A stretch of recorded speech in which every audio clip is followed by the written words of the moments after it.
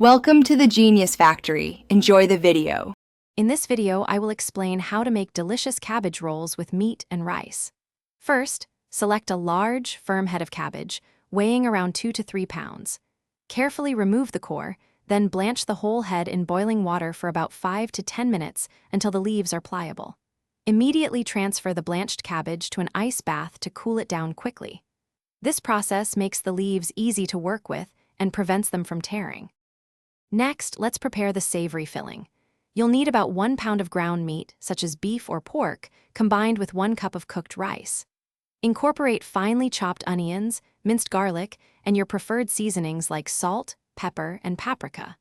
For binding and extra flavor, mix in 1 egg and about 1/4 cup of tomato sauce.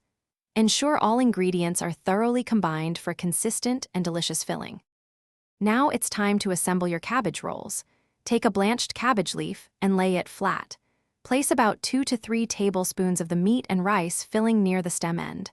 Fold in the sides of the leaf over the filling, then roll it up tightly from the stem end towards the tip. This technique ensures a secure roll. Arrange the finished rolls snugly in a large baking dish, ready for cooking. Finally, let's cook these delicious rolls.